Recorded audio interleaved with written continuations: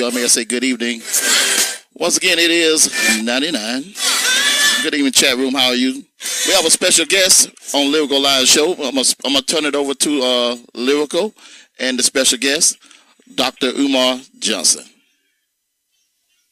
Good evening, Dr. Umar Johnson. Thank you for being a part of this show today.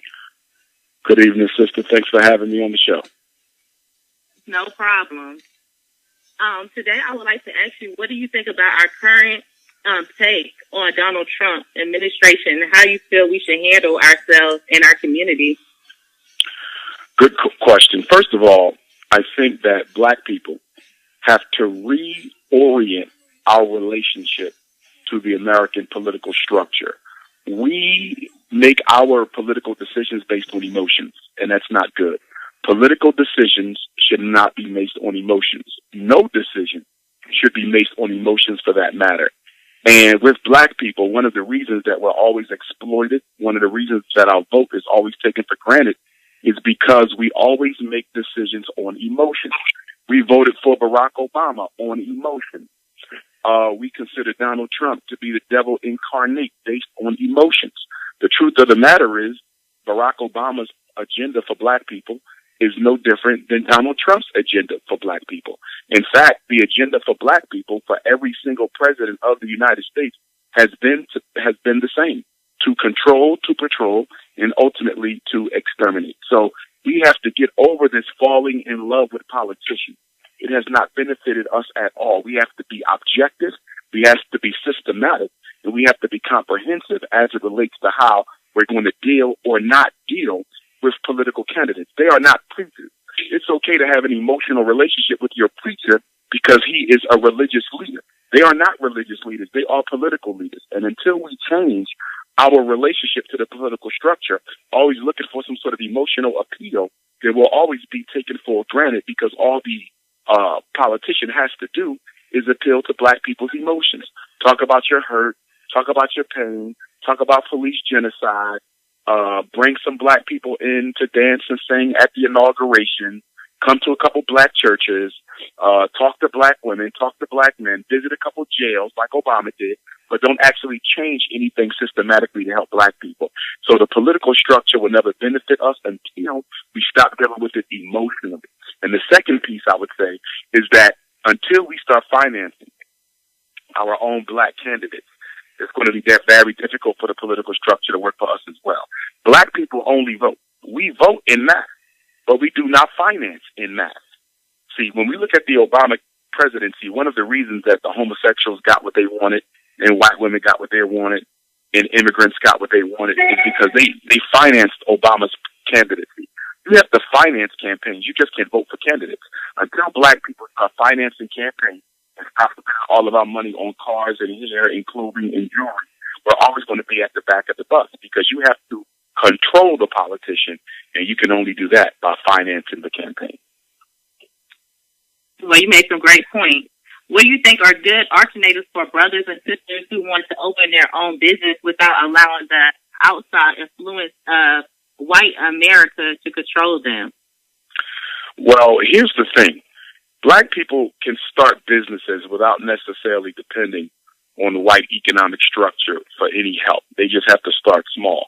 But one of the reasons that Black businesses struggle so much in this country is, number one, a lot of Black businesses approach their Black consumers the same way that white businesses approach their Black consumers, and that is through a capitalistic approach. You cannot deal with Black folks in a very anal, objective fashion, especially when you are Black. And a lot of Black people just want to get rich off of other Black people, and they get mad when they're not successful. If all you're trying to do is get rich off of Black people, which means you're only trying to exploit us the same way white folks do, then Black people have no reason to support you. A Black business is not a business that is owned by Black people. A Black business is a business that is owned by Black people and that also takes some portion of its revenue and reinvest it back into the Black community. But if you have a business in the Black community, but you're living in a white neighborhood, your kids go to white schools, you might be married to a white woman, you pray into a white Jesus, you probably surround yourself with white people, that's not a Black business. It's only a Black business if it invests back in Black people. And then there's three things. that I think black businesses need to do better. Number one, they need to work with each other more. There's very little collaboration amongst black businesses. Okay, all of the black barbershops should be organized. All the black beauty shops should be organized. Every business that black people has, we need to organize it. That's why they have the Korean American Business Association, the Jewish American Business Association, the Arab American Business Association. Where is the African American Business Association? And although we do have chambers of commerce, okay, they're largely aligned along capitalistic lines with very little being done to actually reinvest back into the black community. So number one, we need to organize. We can make more money together than we can competing with each other. White corporations have realized this, and this is why some of the largest corporations in American history have actually formed mergers. They have come together to corner the market. They have realized that we can make more money working together than we can working apart. Black businesses need to catch up. Number two, black businesses need to do a better job of marketing their products and services to black consumers. Black businesses do a horrible job marketing their products to black people. They simply say, I'm black, and because I'm black, you need to shop. That is taking customers for granted. And customers who feel like they're taken for granted do not patronize. So you actually have to have a campaign, okay, flyers, radio, TV, the same thing you do to attract white consumers, you have to do to attract black consumers. In fact, you have to do it more because black people still believe that the white man's ice is colder. So if you're a black business expecting black people to support you just because you're black, you're in for a rude awakening. You have to go out of your way and you have to be very clever to attract black consumers. Number three, all black businesses need to improve their customer relations. Black businesses have very poor customer relations. They're not on time. They can be deceitful. They don't meet deadlines. They don't actually guarantee the quality, a lot of them, that they should have guaranteed. And I know very few black businesses that actually have a customer service number. I know very few black businesses that actually have a customer service number. I know very few black businesses that actually send out birthday greetings to their customers. I know very few businesses that send out greeting cards, holiday cards to their customers. White businesses keep in touch with you. They make you feel good about shopping with them. Black businesses do not make you feel good about shopping with them. In fact, in many cases, and I can think of several black businesses where you often are challenged as to whether or not you want to keep on supporting them because of the way you get treated when you go in there. I can think of a lot of black businesses who actually treat their black customers with such disdain, it makes it hard to patronize them. And then the fourth thing, black businesses need to advertise whatever way. They're reinvesting some of their wealth because they can't invest it all. We understand that. But a portion of your proceeds need to go back into the black community, and you need to be advertising why. If you're supporting an independent black school, you need to advertise that. Okay? If you're supporting a football team, a local football team, you need to advertise that. If you're supporting an abuse shelter for women, you need to advertise that. Whatever you're doing to support the black community, you need to advertise. And in advertising, you should not be misleading. Don't over-exaggerate what you're actually doing for that football team, that abuse shelter, that independent school. You know, if you're only giving them a couple dollars a month, there's no need to advertise because you're not doing much. Okay, but if you're actually strongly supporting a business, then you should let it be known to the community. Okay. Do you feel as though that African Americans get business loans? I'm not against business loans. I think we need to be careful because business loans are considered venture capital. So the regulations on the interest rates are they're slim to none. You see, the interest loans on cars are regulated. Interest loans on student loans are regulated. Interest loans on mortgages are regulated. Interest loans on businesses are not as well regulated. So, for example, I'm building a Frederick Douglass Marcus Garvey Academy. Okay, if I go and get a $2 million business loan, by the time I pay off that loan, I could have built 10 Frederick Douglass and Marcus Garvey Academies. You know, so for me, I understand sometimes we have to tap into that capital, but we should be very slow to do so. We should be very slow to do so. And if we do have to tap into the capital, we should try to look at a group investment. Bring other people on board with your business so you don't have to shoulder all of the responsibility by yourself. So I'm not against it, but we do need to tread lightly. And when and if at all possible, we should access those loans through black banks. Okay. What proper path we should take in this modern society to reconstruction and guide our youth for the future? Well, we have to build our own schools. You know, most people think the most important function of a school is to teach children. It's not. The most important function of a school is to socialize children, to prepare them to participate in their community. Chinese education prepares Chinese kids to improve Chinese living. Arab education prepares Arab kids to improve Arab living. Jewish education prepares Jewish children to improve their community, their people, their culture. And education in the black community prepares black children to go to prison, black boys to go to prison, black girls for poverty. And it prepares us to work for white folks.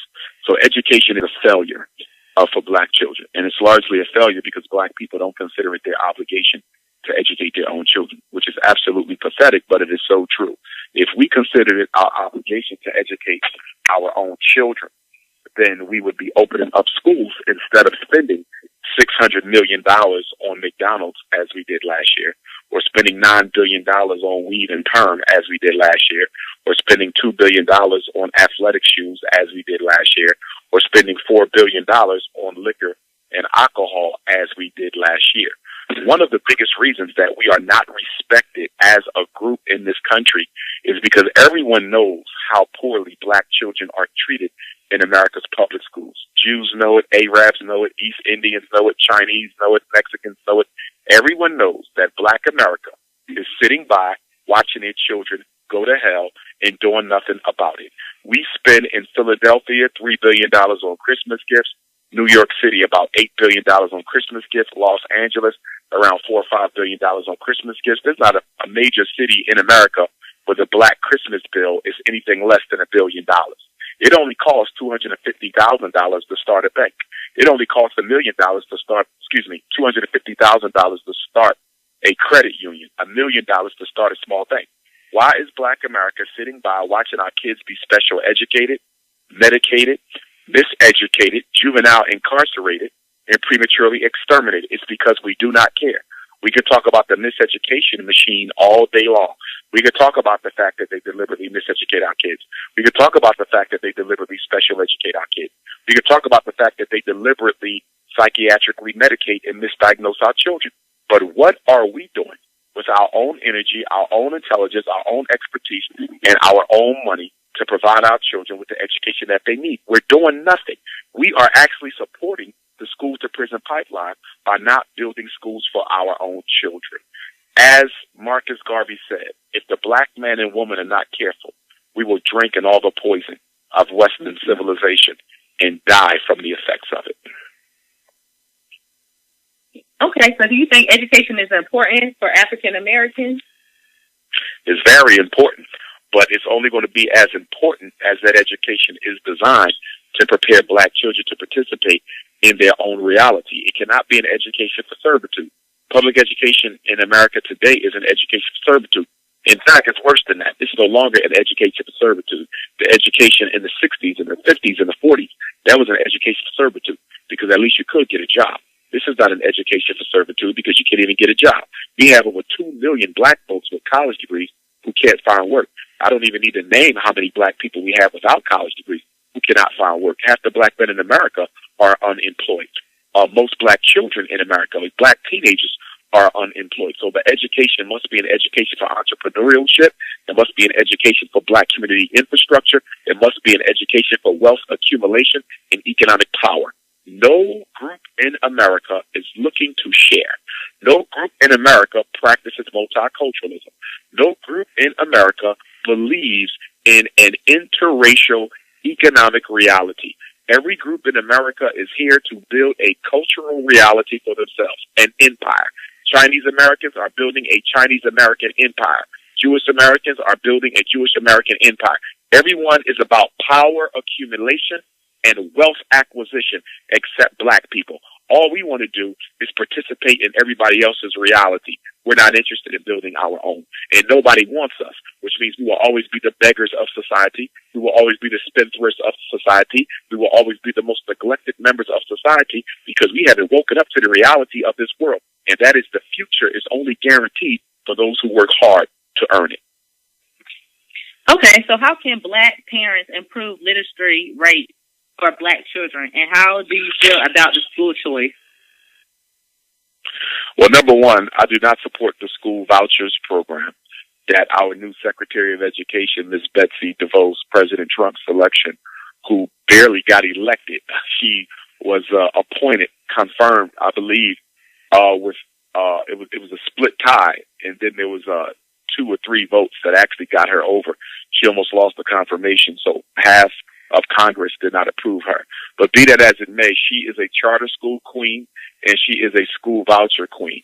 And the reason she was chosen is to complete the public school elimination program in the black community that was started under President George W. Bush in the year 2000, continued under Barack Obama, and he was never questioned about black folks, not one time, and it is going to be intensified under Donald Trump. I'll be in Chicago speaking on Saturday. In Chicago, we have over 100 schools that have closed down in the past 5 years. I was in Detroit 2 weeks ago. In Detroit, you have over 100 schools that have been closed down in the past 5 years. And according to the media, recent stories, Chicago and Detroit will be closing an additional 25 schools. In Philadelphia, over 100 schools have been shut down.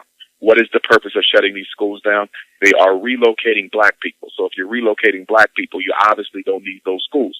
And on top of that, if you don't plan to give black people jobs, livable wage employment, you don't need schools either, because the purpose of public school is to prepare you to work in the factories, in industry. America no longer has industrial jobs for black folks. They have shipped them to white neighborhoods, and they've even shipped them to second and third world nations. So public school will soon be a thing of the past. The United States Department of Education has only been around since the 1980s. A lot of us don't understand this. The Constitution does not give any child in America a right to an education. Your right to an education is guaranteed by your state. It is not guaranteed by the Constitution. And the reason I do not support vouchers is because vouchers is a very clever way of intensifying the economic stranglehold around schools that serve black children. If you give a black mother of 3 children a $5,000 voucher for each of her 3 children, and she wants them to attend a $10,000 independent school, she still has to come up with the additional $5,000 per child. So you give her $15,000, she still needs another $15,000 to pay the $30,000 tuition. Where is a single black mother going to get an additional $15,000 to pay for the private school of her children? My point being that the school voucher program that Secretary DeVos is going to champion all across this country should be rejected and opposed by all black people. Why? Because it only benefits middle class and upper class blacks. If you are working class or underclass black, if you live in poverty, there is no way in heaven or hell that you're going to be able to subsidize your child's independent education along with that voucher. It only works for middle class and upper class blacks. And because we should only be concerned about what is going to be in the best interest of all black children, we should all, as a community, reject the school voucher program. Okay, so how do you feel about suspension and expelling for black community? Well, suspensions and expulsions is a very big problem in our community. Mm-hmm. And the foundation of this issue rests upon the fact that white women do not like black children. They don't like black boys in particular.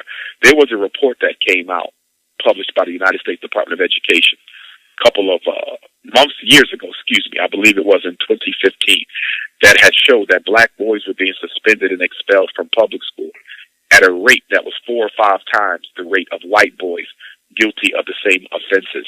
And the greatest rise in suspension and expulsion was amongst black boys in preschool and kindergarten.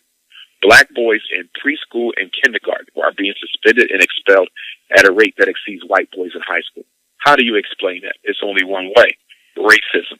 97% of America's teachers are women.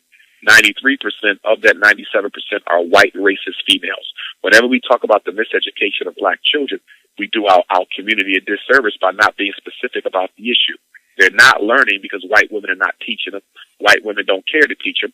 And white women are guaranteed their jobs for the rest of their life after they've been teaching 2 or 3 years under the teacher tenure agreement that exists between the 2 largest teacher unions in America, the National Education Association and the American Federation of Teachers. They have bullied school districts into giving teachers tenure, not for quality of performance, but purely for time on the job. It's not based on quality. Teacher tenure is not based on quality. It's based on quantity. time on the job. And teacher tenure is one of the biggest barriers to actually improving education for black children. Because if you got a 25-year-old white racist teacher who has tenure, who knows she's not going to lose her job for not being able to do it well, she could come to work and treat black kids any kind of way she wants, miseducate black kids any kind of way she wants. She don't care about them anyway. The only reason why she's there is because she couldn't get a job in the suburbs, or she's there because she's getting her student loans paid off by the federal government with the loan forgiveness program. And after 5 years of miseducating black kids, she'll go to the suburbs where she will properly educate her white children. What does success for black people in the United States look like, and what is the goal for us? Well, for me, and I'm coming from a Pan-Africanist perspective, a revolutionary Pan-African nationalist perspective, success for me in America would mean that black America has a very strong political, economic relationship with our mother continent, that we have international allies in the forms of independent states in Central South America, the Caribbean, as well as the African continent, where we are engaged in regular political, economic exchange, where they support us and where we support them. We need the type of relationship with African states that Cuba and Fidel Castro had with Russia. That's the type of relationships we need. That way we can demand certain things from the United States government and have those demands backed up by independent states in Africa. That is the vision of the Honorable Marcus Messiah Garvey. That's the vision of Dr. Umar Johnson. When we talk about Pan-Africanism, people often make the assumption that we want everybody to go back to Africa. Nothing could be further from the truth. The Honorable Marcus Messiah Garvey, who was the greatest black leader of the 20th century and the only black man since slavery to organize an organization composed of 10 million or more people. Marcus Garvey never led a Back to Africa movement. What he said was that some of us had to go back to Africa and work to improve the conditions of Africa, because Africa's political economic state and the degree of respect that she gets from other nations around the world is reflected upon all black people around the world. So part of the reason that we would explain the reason why black people are still stuck in Jim Crow, part of the reason we would explain the police genocide against black people that has come back with full force during the Obama administration. One of the ways we can explain the racism, we could explain the underemployment, the mass incarceration of black people in America, is the fact that we don't have any international allies. We don't have independent states to put pressure on the United States government for its treatment of black folks. We can't expect African states to just stand up and speak out for us unless they're going to get something for it. Because after all, they're not doing too good themselves. So they need to know that if we're going to stand up for black America, what is black America going to do for black Africa? We have $1 trillion economy that we can leverage to build relationships with our nation states back home on the mother continent. So we do have a future in America. You have a future in Canada. You have a future in the UK. Black people can coexist in a white reality, but you will not be able to coexist in any white reality on this planet unless you build a relationship with the mother continent that allows them to come and support you. Why aren't Chinese kids killed by police? Why aren't Arab kids killed by police? Why aren't Mexican youth killed by police? They have gangs in America. In fact, they have some of the worst gangs in America. You never hear about them being killed by police. Why?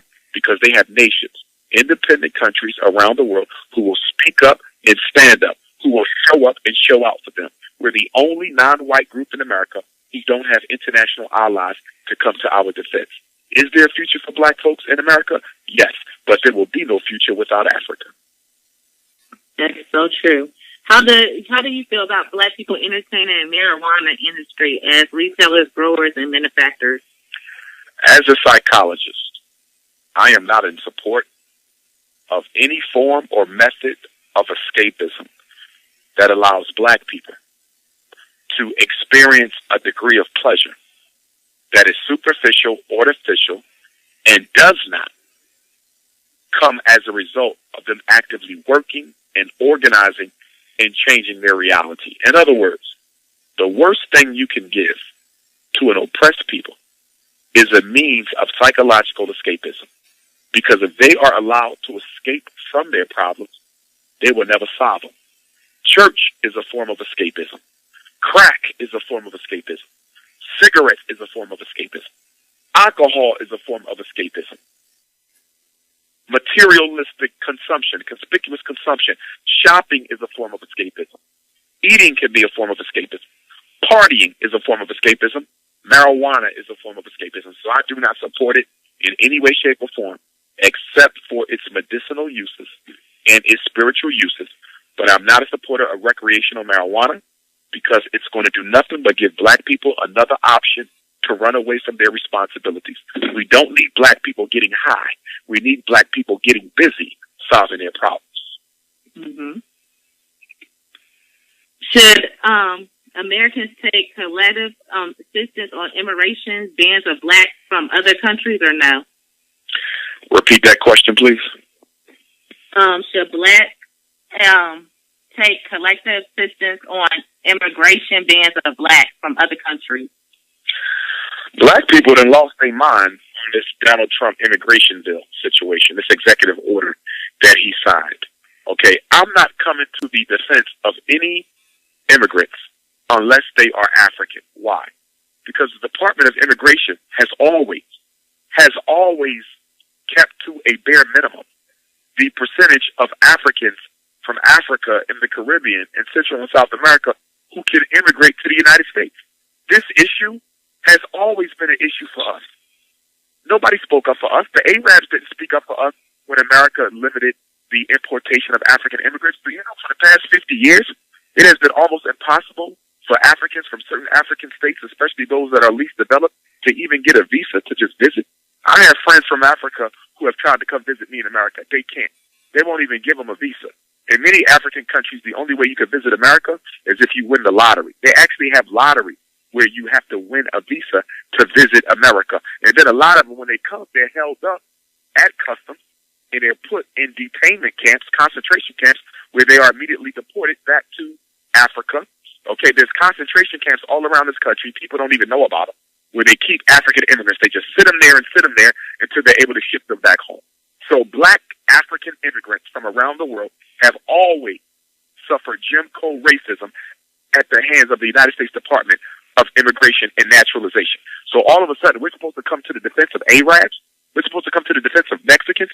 We're supposed to come to the defense of Chinese and other persons when they have never come to the defense of us? Absolutely not. Because those Arabs and those Mexicans and those Chinese and those Asians, they're only coming to America to take your place. They're coming to America to move you out. They're coming to America to take your houses and your jobs and your children's scholarships. They're not coming here to share. They're coming here to replace you. The Mexicans are the main population that the United States government is using to eliminate black folks from being necessary in the American economic reality. Look at the Arabs. They're all up in Dearborn, Michigan. They're all out in Detroit. They own the gas stations and the corner shops, and they selling the dope and everything else. They don't come to help blacks. They come to hurt blacks. By him keeping those immigrants out, that might give you a better opportunity to find a job. So what is black people doing running around pushing for immigrants to come into America and practice more racism against you? We have to understand something. When immigrants come to America, they come to America with the foreknowledge of knowing that they are expected.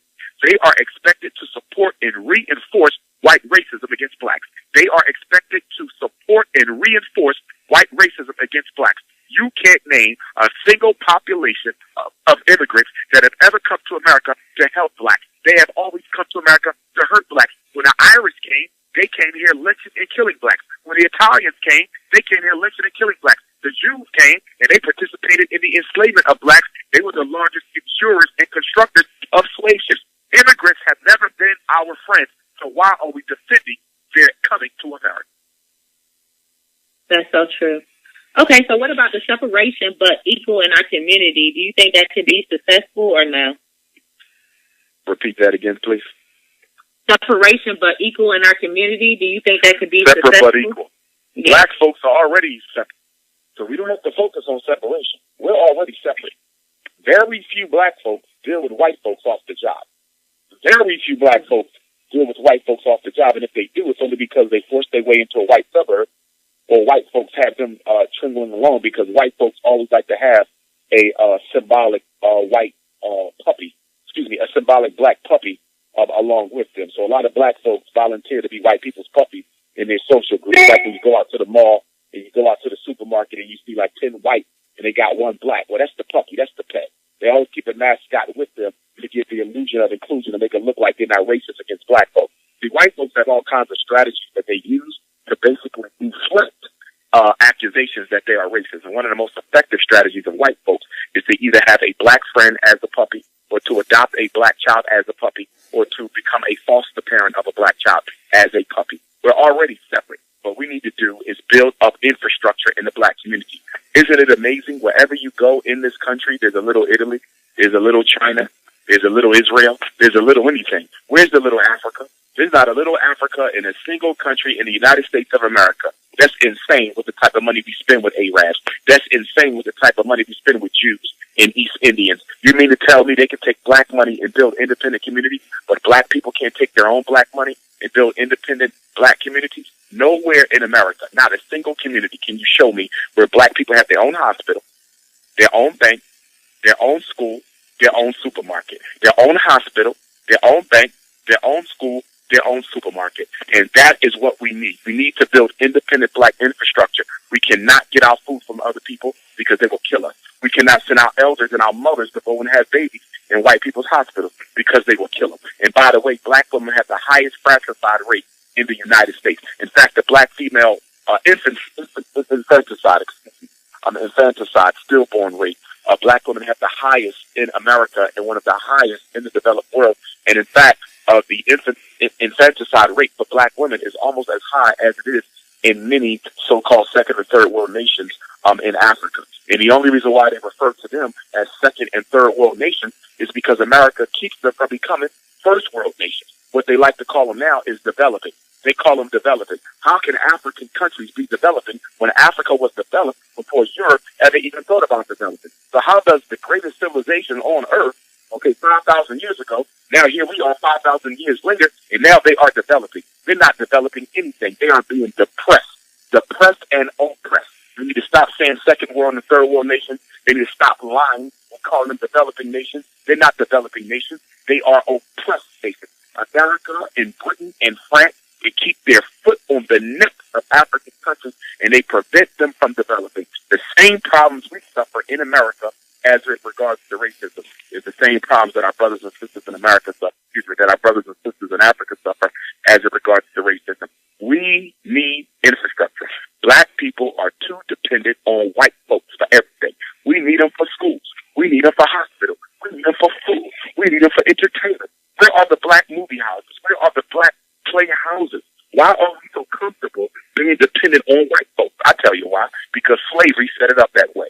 Slavery conditioned black folks to always feel they need white folks in order to be successful. In fact, black folks are so in love with white folks that if you try to get black people to separate from white folks, they will kill you. Okay. Do you feel that all white people are racist? Yes, every last one. Every last one. Every Russian, every Italian, every Irishman, every Greek, every white person on earth, every Anglo-Saxon is a racist. White culture is racist. You cannot have white culture without racism, because the only way white culture became what it was is by practicing racism. The mindset of white folks is to control, patrol, dominate, subjugate, and exterminate people of color, especially black folks. They have went nowhere on this planet and have been able to treat people as equals. They are spiritually deficient, and they are not able to treat black folks as human beings. All white folks are racist. Racism has nothing to do with attitude.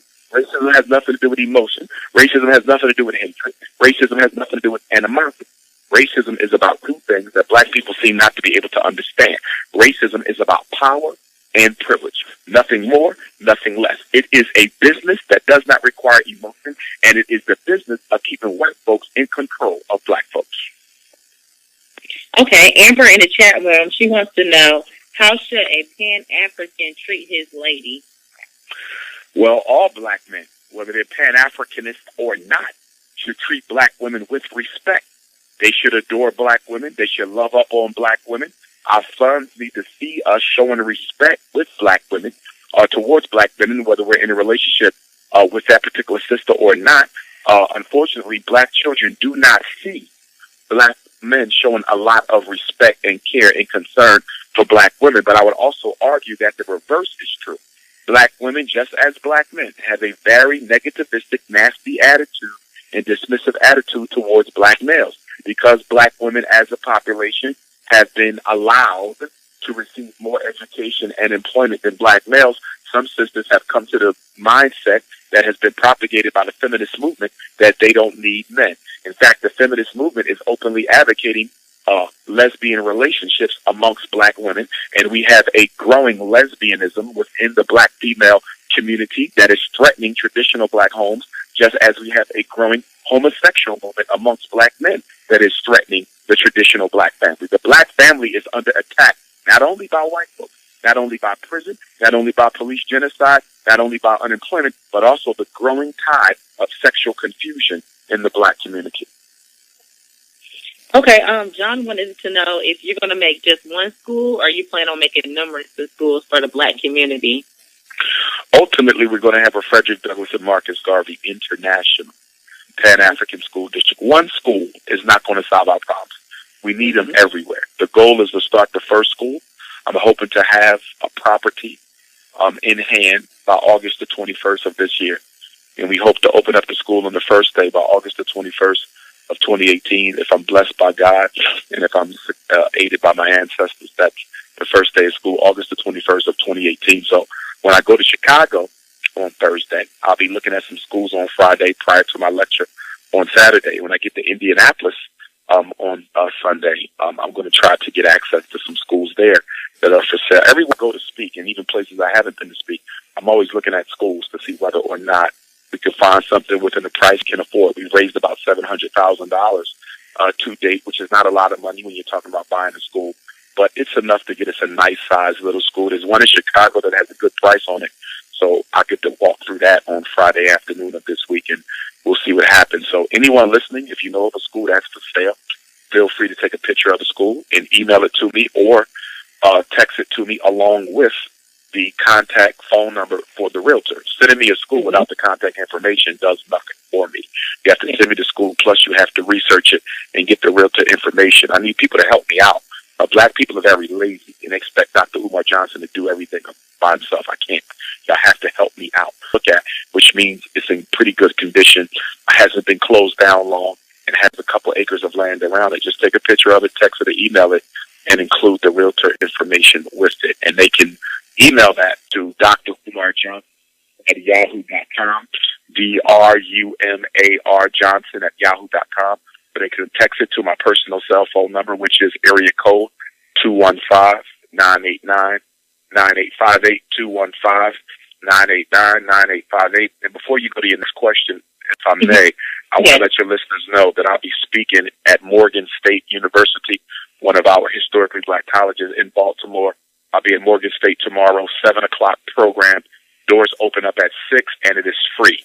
The program is free and open to the African community, Morgan State University tomorrow, and I will have some unapologetically African T-shirts as well as copies of my book on hand, which will be signed after the lecture. I'm in Chicago this Saturday, February the 25th, at the new Greater Mount Moriah Baptist Church, 3101 Warren Boulevard in Chicago. That's in the East Garfield section of Chicago. Doors open up at 2, program at 4. We have some opening acts. If you'd like to be a vendor, you can get in contact with me. We have some vendor spaces, and then I'll be in Indianapolis, days after Chicago on Monday, February the 27th. I will be at the Jewel Event Center, 333 Illinois Street. That's 333 Illinois Street in Indianapolis, Monday, February the 27th.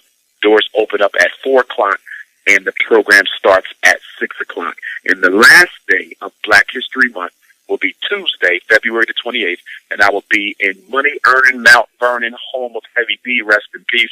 I will be there on Tuesday, February the 28th, for the Black History Poetry Slam, second annual Black History Poetry Slam that our young people are putting on, and I believe that event might also be open to the public as well. If anyone needs information, they can text me for the flyer to any of those events. If you need tickets for Chicago or Indianapolis, you can get them at princeofpanafricanism.eventbrite.com. I repeat, princeofpanafricanism.eventbrite.com, but you can also purchase tickets at the door. Thank you for sharing that with us. My next question is, do you think that African Americans are lazy? I think African Americans are very lazy when it comes to building infrastructure for ourselves. We're not lazy when it comes to hustling to take care of ourselves. We're not lazy when it comes to hustling to take care of our family. So the stereotype that white folks put out that we're lazy and shiftless is very, very untrue. We are not a lazy people. The average African American parent is working 2 jobs. The average African American parent is working 2 jobs. There's nothing lazy about us on an individualistic level. On an individualistic level, we are not lazy. On a collective group level, we are very lazy. Why do I say that? We haven't built anything for ourselves. Where are the schools for our children? Where are the hospitals? Where are the homes for our elders? Where are the homeless homes? Have you ever seen a homeless Chinese? Have you ever seen a homeless East Indian? Have you ever seen a homeless European Jew? No, you don't, because they take care of their own. We do not. Individualistically, we're not lazy. Collectively, we're the laziest people in America. We refuse to do anything collectively for our own cultural group. Okay, well, we have Rizzo on the line, and he would like to ask the question. How you doing, brother? Honor to talk to you, brother. I want to ask you a question. How you feel about, a lot of black people talk like a lot of black talk, so like you talk, and a white person come out and say you racist for talking when you talk. How you feel about that, sir? Well, number one, we got to understand that the white man is king and captain of propaganda. Propaganda is nothing more than informational warfare. Propaganda is the science of changing people's minds without putting a gun to their head. It is the science of changing people's minds without putting a gun to their head. Needless to say, that black people rising is a threat to all other peoples everywhere. Every group's success is contingent on Africa and Africans being backward. Every group's success is contingent on Africa and African people being backward. So the white man cannot afford for you and me to organize. The white man cannot afford for me and you and our sisters and elders to organize, because there's corporations in this country that have made billions of dollars off of black folks being disorganized. Do you know how much money Mercedes-Benz would lose if we made our own car? Do you know how much money the prison industrial complex would use if black men had jobs and didn't have to go to them? Do you know how much money McDonald's would lose if black people created their own healthy alternative fast food restaurants? White America is parasitic of black folks. They exist to exploit us. So when I talk about self-determination and African racial independence, that is a threat to the European economic empire. That is a threat to the Chinese economic empire. That is a threat to the white Jewish economic empire. It is a threat. So in order to combat what I'm trying to do, and other Pan-Africanist leaders before me, they have to do what? Engage in a campaign of character assassination or warfare, i.e. negative propaganda. So they're always going to say that we're racist and speaking up against ourselves. And what I say, speaking up for ourselves. And what I say to that, why have we not called European Jews racist when no black people have ever been seen inside of a synagogue? Why have we not called Chinese Americans racist when they never allowed black people to operate their cash registers? Why have we not called European Americans racist for opening up all these banks? And rarely do you see black CEOs of banks. Why haven't we called the NFL and NBA racist for having very few black owners when 85 to 95% of all the players are black? So clearly every group practices racism against, practice bias, discrimination, inequity against another group. You have to be able to systematically disadvantage white. You have to be able to systematically disadvantage Chinese and able to systematically disadvantage each other. More or less be in a position to systematically disadvantage white. The question, if I'm a racist, if we are racist, what institution do black people control through which we can systematically disadvantage whites? What institution do we control through which we can systematically disadvantage Mexicans? None at all. None at all. And guess what?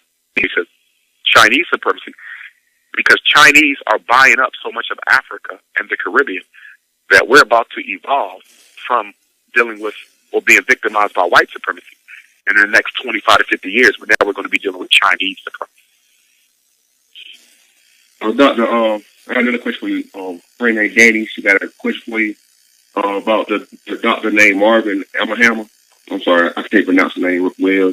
The doctor that came with a cure with AIDS and cancer. The doctor, what was the doctor's name? Marvin Hammer. I think I'm saying it. I'm not familiar with him. Okay. Next question I got for you, sir, is do black folks own any banks in the United States? And if they do, what's the name of the bank? Yes, black people don't own a lot, but we do own several banks. If they Google black banks, they could get them off the internet. I don't know the names of all of them. Chicago has one or two. Detroit has one or two. Philadelphia has United Bank. We do have a couple around the country. Some of them have been shut down. One of our oldest banks, I believe it was in Detroit or Chicago, was just shut down by the FDIC a couple of weeks ago. They don't want black banks. And then I also have a little bit of a gripe with black banks because I don't see black banks investing in the black community the way in which they should. It seems like that a lot of black banks are only investing in black elites, black bourgeoisies. It's almost as if they only exist to look out for the financial interests of the bourgeois. I don't see them really working on a grassroots level to empower single black mothers to go into business. I don't see them working to empower black male ex-offenders to go into business. I don't see them working to empower black students to go into business. So our black banks, from what I see, and I'm sure there's exceptions to the rule, but the great majority of them seem to be practicing black bourgeoisie economics, and I don't support bourgeoisie economics. Hey, brother, next thing I got for you question is, I see a lot of Malcolm X in you, right? And I want to know, do you get any phone calls or threats of your life because of the stuff you're preaching? Because you're preaching real deep stuff, brother. I've got a couple of death threats. Most of them have come from black people, not white people. That's so sad. That's so sad.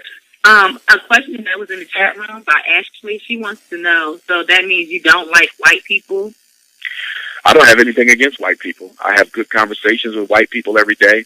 I work with white folks to some extent in my work as a psychologist. I've been interviewed by white folks. I don't have anything personally against white folks, but I understand them and I understand their culture. And I understand that in order for their culture to thrive, mine cannot survive. White people are natural political and economic adversaries to black folks. If you study the entire history of the development of Europe, Europe has only been able to become king of the world because they have been able to suffocate and dominate black Africa. When you understand the behavior of nations, when you understand the historic relationship between Africa and Europe, you will understand clearly with pristine crystal clarity that white folk must dominate black folks in order to stay where they are. We need to understand something. The greatest hatred that white folk have towards blacks as a population is that we have genetic predominance over all groups on the planet. When God created humans, he created us first, or she created us first, but God made us predominant. That means that no matter if I lay with a Chinese woman, if I lay with a white woman, if I lay with a Jew, if I lay with an Arab, East Indian, Mexican, Native American, I reproduce myself. The black man is the only man who can reproduce himself in the woman of any race. No other man can say, I can reproduce myself in any other woman. No man. No other woman can say that I reproduce myself no matter what seed is planted in me. The black woman reproduces herself. She is a baby-making machine, and white folks hate that because it's hard to control and exterminate black folks when black women are more fertile by nature. Black women are more fertile by nature. Black men are more fertile by nature than anyone else. That's why you constantly hear these complaints about population control. The world is being overpopulated. The world is not being overpopulated. That's one of the biggest lies ever told. What they mean to say is that the world is being populated too much by black folks, and we have to keep it under control. See, what we need to understand is that all white folks are racist. See, but the reason why black people have trouble understanding that is because our personal relationships with white folks cloud us to the larger agenda of white people. Let me say that again. Our personal, individual relationships with white people often cloud and brainwash us to the greater agenda of white folks. There's not a white person on earth, not your boyfriend, not your girlfriend, not your coworker, who has ever or will ever work to eliminate the white privilege that they enjoy vis-a-vis black oppression. Show a white person who has ever worked to eliminate white privilege. Better yet, ask your white friends and your white boyfriends and your white girlfriends, are they interested in helping you embark on a campaign to eliminate white privilege in America? We want white people to be treated the same as black people. Will you help me fight that? They will never help you fight that. White people enjoy privilege. They know that they enjoy that privilege at the expense of black folk. And they have never done anything to change it, and they never will. The problem with black people is we are so multicultural that we can't understand white folks. We're so in love with them that we can't even understand what they're doing to us. All white people practice racism, and no white person is ever, ever, ever going to do anything to eliminate the privilege that they enjoy vis-a-vis black oppression. If you know of one, please give me their name, because I would like to meet them. All right, brother. I got another question for you, brother. I like what you just said. I'm going to take you back 100 years, a couple hundred years. Back in slavery, a lot of black folks trying to run away, and tell me your take about the Native Americans helping us out. Well, first of all, the 5 major Native American tribes fought on the side of the Confederacy against the Union. The 5 major Native American tribes fought with the Confederacy against the Union. They fought to maintain the slavery. It's true that there were tribes or nations of Native Americans that we interbred with, we intermixed with, so forth, so on. Okay, a lot of us have Native American blood. I have it in my family. My grandmother's grandmother, I believe, was a full-blooded Cherokee Indian. So what? African DNA is predominant, and that makes me African, period. I don't run around bragging about Native American blood. I don't run around bragging about the slave blood that is in my veins. I'm going to go back to what I said earlier. No race will ever come to the aid of black folks.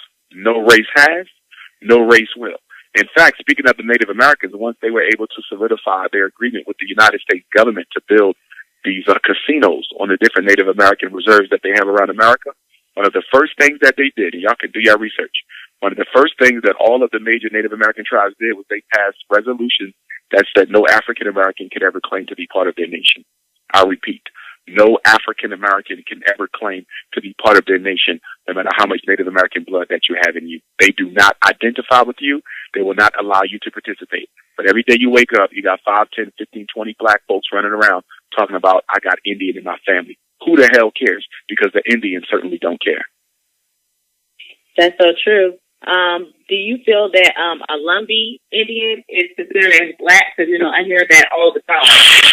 Well, here's the thing, and we need to understand this. There has been a great conspiracy in history where a lot of populations of African people from Africa have come to America, have settled it. They lived in the Caribbean, they lived in Central and South America, and no, they didn't all call themselves Moors either. And there were African nations in America that settled and who lived here. And it is very true that when the white man got here, and you can read this in the diary of Christopher Columbus, we were already here. You can read it in Ivan Van Sertima's work. They came before Columbus. We were already here. The reason why the white man is constantly trying to claim that everyone who was here before slavery was a Native American is because he does not want to have to settle with Africans in America and basically give you the same thing that he had to give the Native Americans, and that is your own land and your own right to use that land in any way in which you choose. So I do agree with our Moorish brothers to some extent that America does owe black folks land without question. We were here before them. We were here before the Native Americans, and many of the Native American tribes were not even tribes. They were groups of Africans. For example, the word Seminole means runaway. A Seminole is a runaway slave. That's what a Seminole is. That was not a Native American tribe. That was a community of escaping blacks. So without question, we were already here. We were all throughout the Caribbean, that they want us to believe that the Indians were here. That the Indians were here, not black folk, because they don't want to have to admit that this is our land as much Africa is. But where I would disagree with Moorish brothers is I am not interested in claiming America before I claim Africa. No matter where we are, we got here from being an African, and you do not ignore or deny your mother just because you don't want to be associated with her. We are an African people living in America. We are an African people that came and settled America, Central South America, and the Caribbean, and so we don't have to disidentify from our continent of origin to claim that this is our land as well. But I definitely agree with them on the premise that, yes, we were here first. We were everywhere first. We were everywhere first. So the question becomes, if we were everywhere first, where should we seek to plant our flag first? And in my opinion, from a geopolitical strategic perspective, Africa is where we plant our flag first. Not only is it the first land, not only is it the motherland, it is the richest land. The wealth of American soil doesn't even begin to compare with Africa. So why do I want to claim America before I claim Africa? It's because I don't want to be black. And that's what's wrong with a lot of us. We don't want to be black, and we will identify with anything and push any agenda that allows us to no longer be black folks. Okay, brother. Another question. Can you tell me about this brother that from South Carolina that had a slavery boat, had 9,000 slaves and ready to put in work, but had stopped it? His name Demar Jeezy. I need you to repeat that and slow down so I can understand what you're saying. I'm sorry, brother. Can you tell me about the slavery boat that happened in South Carolina about to happen? That had killed that brother before he started. Well, you're talking about Denmark Vesey. Yes, sir. Yes, sir. Yes. In 1822, a free black man by the name of Denmark Vesey began to organize free blacks and enslaved blacks to revolt against the city of Charleston. They were going to rise up, and they were going to conquer Charleston, and they was going to move and spread out and conquer the entire South Carolina. And they were ultimately going to link up with Haiti, the island of Haiti, and they were going to link up with them. In fact, he was inspired by the Haitian Revolution to do that. In fact, he was brought to America from the islands, and I think he may have even come from Haiti or Dominica, Dominican Republic, Santo Domingo, what have you. I think he may have even come from that land. And so he purchased his own freedom, free black man, and he started organizing. And what happened was, I believe, that the night that they were going to revolt, one of the house Negro slaves went to his master and ratted out Denmark Vesey. And Denmark Vesey and all the others was rounded up, and it was a great mass hanging, and they were all killed. So it was a black house Negro that ratted out Denmark Vesey. Now, the interesting thing about Denmark Vesey, when he began organizing a slave revolt, if memory serves me correctly, he did not include house Negroes at first. If you worked in a house, I don't think he included you. It was either house Negroes or biracial Africans. It was one or the other. He didn't trust either the house Negroes or the biracial Africans, but I think it was the house Negroes. But ultimately, he decided to let them in, and unfortunately, not listening to his own wisdom, it was the house Negro that ultimately betrayed him. Same thing happened with Gabriel Prosser in 1800. Gabriel Prosser in Virginia, Richmond, 1800. He did the same thing. He began organizing, and what happened, a big storm came, and so they had to delay the slave revolt, and another house Negro ran and told his slave master on Gabriel Prosser, and that's how that got snitched out. And that slave that exposed Gabriel Prosser went on record to say that the reason he told on the slave revolt is because he didn't want to see his master hurt. He didn't want to see his master hurt. And so we have to understand something. We have black folks who are absolutely committed to the maintenance and perpetuation of white supremacy.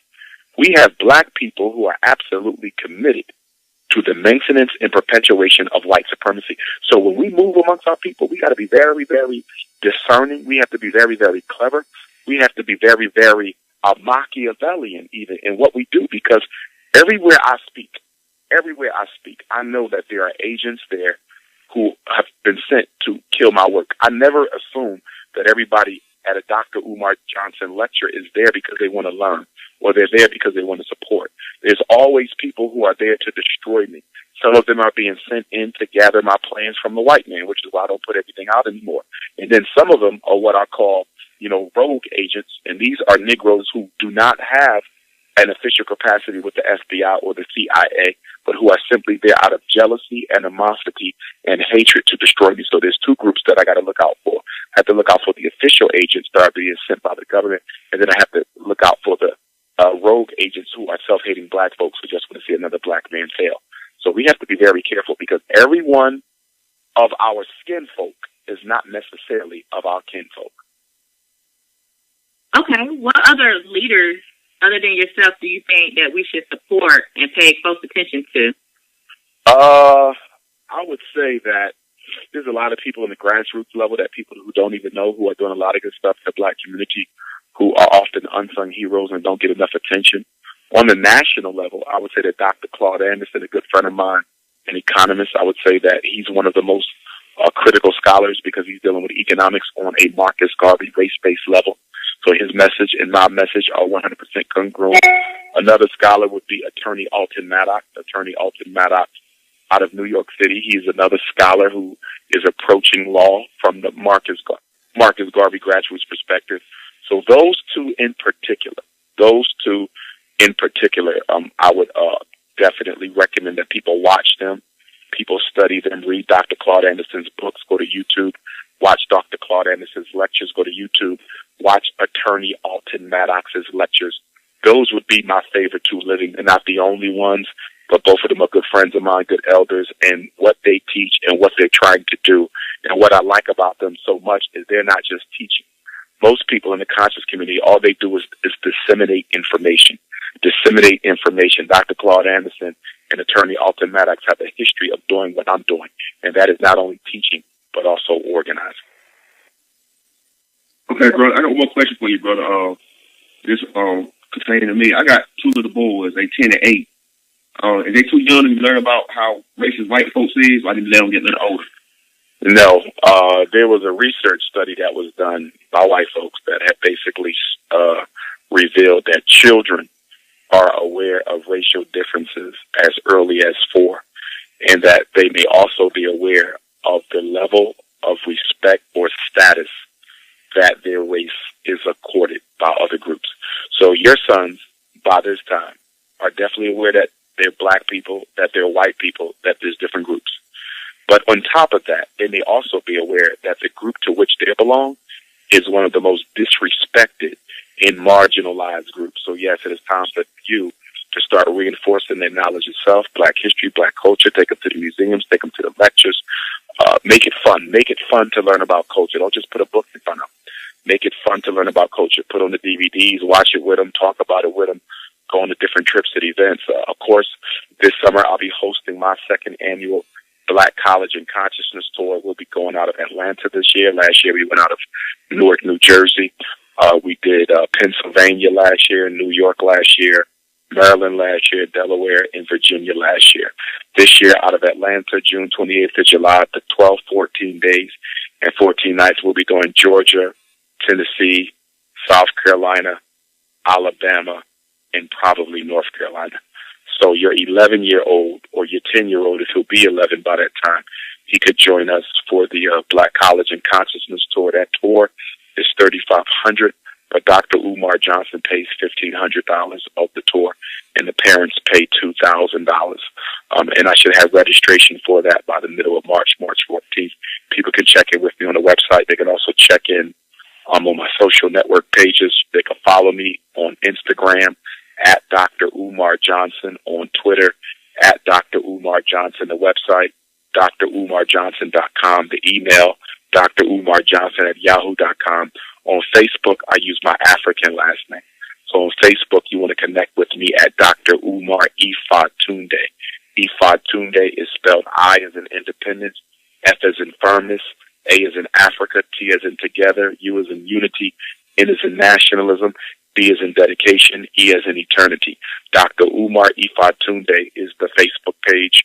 You'll know it when you see it because the profile picture is myself and Brother Charlemagne from my Breakfast Club interview. Okay, Dr. Umar Johnson, I want to say thank you for stopping by 99 to B. It's a pleasure that you came for this interview tonight. Is there anything else you want to say to the people? Yes, I want to encourage everyone to support the Frederick Douglass and Marcus Garvey Academy fundraiser. Please go to GoFundMe.com/Dr. Umar. GoFundMe.com/Dr. Umar. Make a donation or you can mail it in. Payable to FDMG Academy, P.O. Box 687, Philadelphia, PA 19132. Check or money order. Please include your name, your phone number, your email address, because when we open up the school, we will be making sure we honor everyone who donated to the school. Also, I'm going to begin filming for my documentary, which will be called The Shockumentary, The Psychoacademic War Against Black Boys. If any parent or anyone from the community, you don't have to be a parent, who has a testimonial and they feel that is worthy of being interviewed. Something that you went through as a black man when you was a boy. If you're a mother or father, something that you went through trying to protect your son. It could be related to special education. It could be related to medication. It could be related to ADHD. It could be related to suspension, expulsion, misdiagnosis, police brutality, incarceration. This is a war against black boys. And anyone who has a story, teacher, social worker, nurse, counselor, community activist, even if you are a grown black man, or even if you are a mother and your son is no longer a child, he's a grown man. But if that testimony of what he went through 10, 20, 30, 40 years ago is worthy of being included in my documentary, feel free to text my cell phone at 215-989-9858. And what I need you to text is your first name, your last name, your city, your state, in the word documentary. That's all I need is those 5 things. Please don't include anything else. Your first name, your last name, your city where you live, your state where you live, and the word documentary, and I will be in contact with you to schedule the interview. We're starting to work on that. And the last thing, anyone who wants to be part of the National Independent Black Parent Association, the National Independent Black Parent Association, which is a movement we started a year ago to organize black parents to fight against racism. We will be holding our next training conference in the Midwest in May. I should have that information in the next week or two, but you don't have to wait until then. You can contact me by text message or email, and I will put you in contact with brothers and sisters in your city who are already part of a chapter. If you have a chapter, then I would also ask you to start a study group for the Parent Association. You can start a study group until such time that you're able to come to a conference. We need to start helping black parents now. We need to start organizing black parents now. And if anyone desires to be part of something that's serious, that's going to make a difference, please consider starting a chapter of the National Independent Black Parent Association. We educate, we investigate, we advocate. Phone number 215-989-9858. 215-989-9858. That is a text message number only. You only use that number if you need to text me. If you need to fly for Chicago, you need to fly for Indianapolis, you need to fly for the Parent Association, you need to fly for the Tuesday morning Black Parent Teleconference. I host a call every Tuesday morning. We did it this morning from 6 a.m. until 8 a.m. So black parents can call in and ask me any question related to child education or mental health. And the number to that call is 857-232-0158, 857-232-0158. And the access code is 870-864-POUND, 870-864-POUND.